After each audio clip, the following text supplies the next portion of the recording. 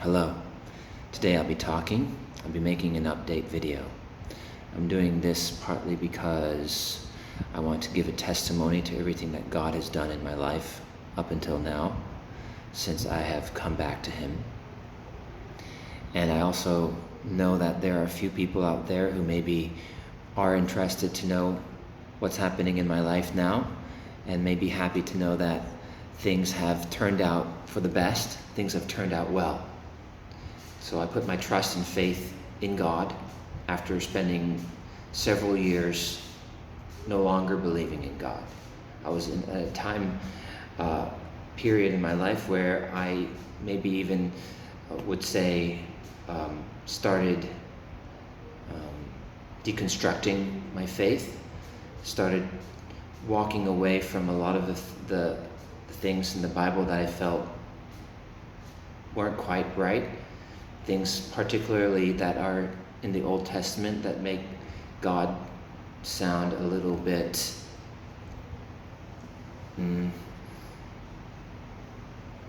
terrible, let's be honest. And well, there was a time period like that, and then there was a time when I felt compelled to come back to God. And it was not really so much my own choice. It wasn't so much that there were good arguments to do so. It was almost like automatic. I didn't necessarily do it logically. It just felt like spiritually I was being shepherded in that direction. You know, it's hard for me to say exactly why or how, but the Bible says that God will draw people to Him. That you cannot come to God, or come to Jesus rather, unless God the Father draws them. Which is to say that I think that the Lord drew me back, and drew me back for a reason. He allowed me to go my own way for a time. And then he decided it was enough. I'm drawing my son back. I think it was kind of like that, because just all of a sudden I found myself wanting to open my old Bible that I hadn't bothered opening in many years. You know, after opening up a storage box and seeing it there, and I started reading a little bit. And then I started finding that the parts of the Bible I was opening to at random seemed to speak to particular situations and things I was dealing with at the time. It was quite uncanny, but then I started remembering that even when I was younger, that things like that would happen, where I would open the Bible and it would speak to exact situations or questions that I had in life, and there was no way to really explain it other than to say that God was trying to speak to me about things that I was dealing with, trying to guide me in this particular direction, try to give me an answer to a particular question. So this started happening again, and so I decided to start praying. I decided to ask God back into my life, to be in a relationship with me again. And so it started happening again. It was like I was shepherded into it, because logically it makes no sense that I would do that, honestly. I was almost an anti-theist, and particularly anti-religion, because of what I viewed as immense hypocrisy of many religious leaders. And so even to this day, I don't understand it, because I still have a slight feeling of distaste and disgust for what I still have a hard time seeing as anything more than hypocrisy of many religious leaders today. But despite this, I'm still choosing to have faith, or I'm still compelled to have faith in God. You know, after this happened, it wasn't long until I also somehow illogically felt compelled to baptize myself, to go into the water and just baptize myself in the name of God the Father, the Son, and the Holy Spirit. And something that I think, in my opinion, miraculous happened that day that really shifted me and who I was and the trajectory of my life. In a way, I felt compelled to almost grow up, or to stop being so jaded about life, to stop having this kind of bad faith attitude towards other people and towards life in general, and especially towards God. Where in the past I would look at the terrible things that were happening in the world and I would say, God, how could you exist? How could you be good and allow these things to happen? How could your design be a good design and yet be so terribly flawed at the same time? But now I have a different feeling. I'm not so jaded, I'm not so pessimistic. I'm optimistic now, and I have faith, good faith, and believe that everything will work out for good in the end for those who love and trust in God.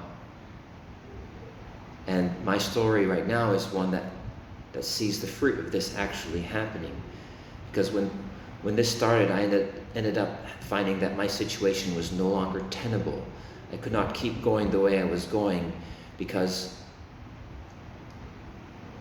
the relationship I was in had fallen apart, and I was frankly not able to continue having a visa to stay in Thailand in that situation I was in. And so I had to make a choice to leave that relationship, to leave that place, and to move and to have faith in God that things would turn out okay, that things would turn out fine. And there was a time of transition, a time when I wasn't sure what was going to happen, wasn't sure how I was going to earn money, wasn't sure how I was going to make it, how I was going to stay in the country of Thailand, my home country. There was a time when I thought maybe God would allow me to be deported or would ask me to spend the time in a prison. I was ready to do that if it was His plan for me, if it was His will. I was thinking maybe I would break a law in Singapore because I thought Singaporean prison would be the best prison for me to go to. I thought maybe I could be a witness for God there. But thankfully that wasn't the case. You know. And now I see it. I see the plan. I see that I've been blessed. God's perfect timing, His planning brought me here to my new home of Panat Nikom. And I've dubbed it Panat Nikom, Sweet Home. After, my life living honestly, I kept all my things in storage. I'm a type of person that's like ready to move at a moment's notice. Like I never unpack. I never unpacked for many, many years, never really feeling like I'm ready to put my roots down. Honestly, I'm still not quite there yet now. I still feel like there's some things that need to happen, but I'm at a point where I can say that because I have taken care of the legalities. I now work legally in Thailand. I have my work permit. That's what happened today. I have my work permit. I'm working legally in Thailand. My visa is now not something I need to worry about. I feel ready to call this my permanent home. And it's something that I've longed for a long time. From the bottom of my soul, I wanted somewhere to put my roots down and call home permanently. And so through a maze of many winding paths, I ended up going through many paths to get here. I had a job offer that was kind of like a favor, like a nepotism type favor. And I wasn't feeling great about it, but at the time I didn't have any other choices. And I accepted the offer, but at the last minute, like the last day before I was set to start the new job, I was told that the director of the school had refused to sign the contract, which it really threw a wrench in everything, because at that point I thought I was going to get my visa through that school. So I ended up having to leave the country and come back in on another tourist visa, which is something that's not really sustainable. If you do that too many times, you end up being rejected. For lack of a better term, after doing it a few times, you can't do it anymore, and then you're out of the country. So I was starting to get worried that maybe I would end up not allowed back into the country because I couldn't get work. But it turned out that actually was a blessing in disguise, like a really big blessing in disguise. Because, I spent a lot of time looking for jobs and asking God, like, how much do you want me to do here? Do you want me to find a job, or am I just supposed to trust you that a job is going to fall on my lap? So I did some searching and some of my own looking around and giving my resume to different places. And in the end, a job did fall on my lap. And honestly, it did in a way that I can only call a miracle. And not only was it, a job that I needed at the last possible second, it was honestly a job at a school that I am really, really falling in love with. A school where I feel right at home, with contract terms that I am very happy with, and it's a really great situation, and I'm really thankful, so thankful to have this opportunity. And now today I have my work permit for this job, so I'm legally employed. It seems the school is interested in keeping me for the long term, and I'm more than happy to stay for the long term.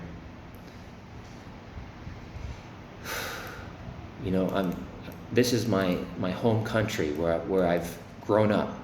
And I didn't used to think of Thailand as my home country because I'm not Thai by birth. But today I know that this country is my home. I won't feel at home in any other country. And I can say from the bottom of my heart that I'm really thankful for the Thai people and the Thai culture. That even though the Thai people may not be a majority Christian by name, I would have to say that many of them, through their actions, through the way they live, I would say that they are in line. To some degree, they are in line with the teachings of Christ.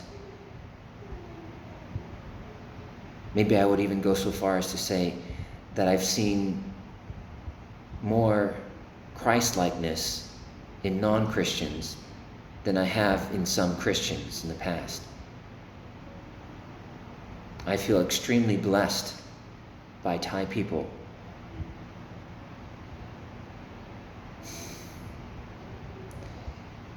And so in a way, it feels wrong for me to try to say that I need to get Thai people to just sort of change allegiance. You got to change your allegiance from this to that. Rather, I feel like as a Christian, I should just lead by example, live by example, and do good deeds. And maybe that those good deeds would shine a light. Maybe also not just shine a light, but add to the light. Would add to the surplus of love and goodness that is coming out of the hearts of people in this country, Christian or not Christian.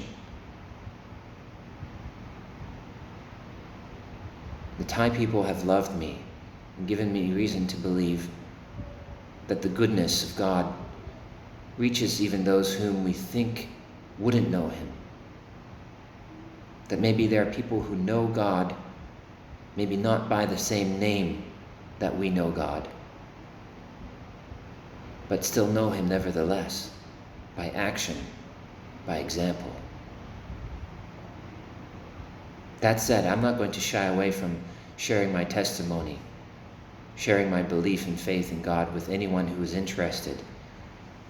And I would encourage anyone and everyone out there to seek God, to look for God, to ask God to show himself to them. And I truly believe if you ask God to show himself to you, he will.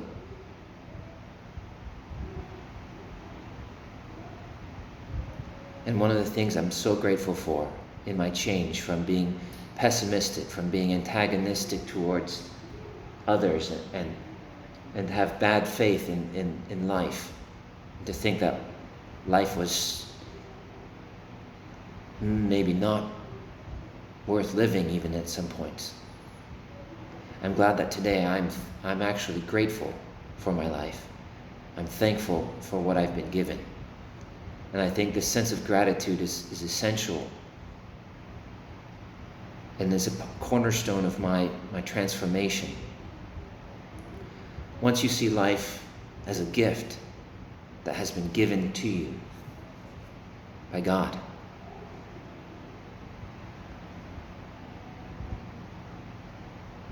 once you put your faith and trust in him in every situation, you realize that you don't need to have fear in life. You don't need to struggle. You don't need to worry unnecessarily. There will be storms. But you know who will be there in the storms with you? Jesus. Jesus will be there with you. And if Jesus is there with you, then you can put your faith and trust in him. And that way, even though there's a big storm and the boat is rocking up and down, instead of fearing for your life, you might just enjoy it like an amusement park ride. Oh, I wonder what's going to happen next. Oh, I'm bumping up and down. Can you smile? Can you have a smile on your face even when things seem to be going bad? When your funds are going to zero or even lower than zero, can you still have faith that God is going to turn things around for you? Can you still put a smile on your face? You know, once you really start to see life as a gift, you can really start enjoying and appreciating everything, the small things. You can appreciate the difficulties. You can even appreciate,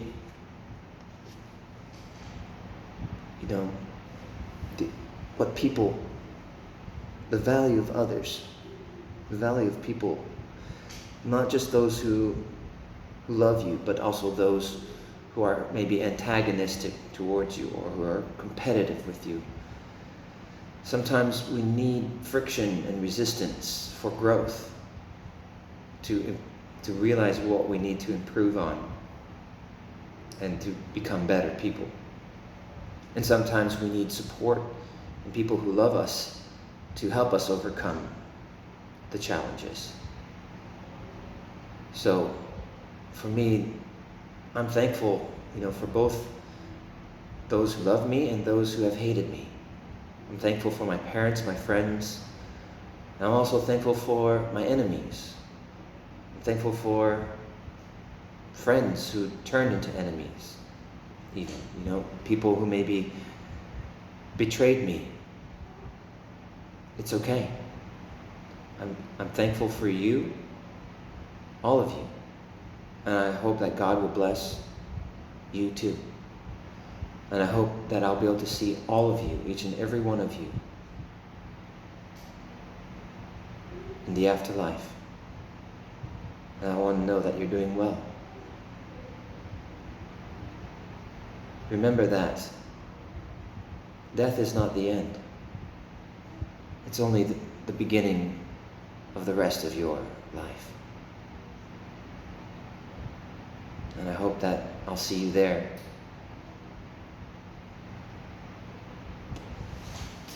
But until that day, I'm going to keep living and enjoying what's been given to me.